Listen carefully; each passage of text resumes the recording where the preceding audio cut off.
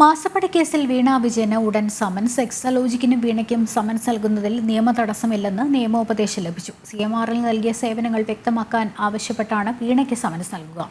പണം നൽകിയ CMRL ഹാജരാക്കേണ്ടത് പണം കൈമാറിയ ഇൻവോയ്സുകളെന്നും ED പറഞ്ഞു.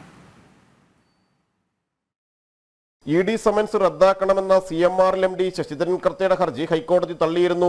അന്വേഷണത്തിൽ ഇടപെടാൻ കഴിയില്ലെന്ന് വ്യക്തമാക്കിയ ഹൈക്കോടതി തിങ്കളാഴ്ച ഹാജരാകണമെന്ന നിർദ്ദേശവും നൽകിയിരുന്നു. ഇതനുസരിച്ച് എക്സലോജിക്കും വീണയും സമൻസ് ലഭിച്ച് കോടതിയെ സമീപിച്ചാലും നിലനിൽക്കില്ലെന്നാണ് EDക്ക് ലഭിച്ച നിയമോപദേശം. തിങ്കളാഴ്ചയ്ക്ക് ശേഷം വൈകാതെ എക്സലോജിക് ഉടമ വീണ വിജയനും സമൻസ് നൽകും. CMRL നൽകിയ സേവനങ്ങൾ, ഇതിനായുള്ള അനുബന്ധ തെളിവ് രേഖകൾ എന്നിവ ഹാജരാക്കാൻ ആവശ്യപ്പെടും. CMRL MD Sasidharan Kartha, company chief finance officer KS Suresh Kumar, manager NC Chandrasekharan, senior IT officer Anju എന്നിവരാണ് തിങ്കളാഴ്ച ഹാജരാകേണ്ടത്.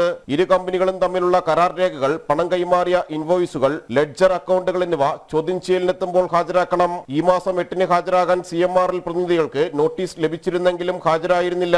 മുഖ്യമന്ത്രിയുടെ മകൾ വീണ വിജയന്റെ എക്സലോജിക് കമ്പനിക്ക് IT സേവനത്തിന്റെ പേരിൽ 1,72 ലക്ഷം രൂപ നൽകിയിരുന്നു.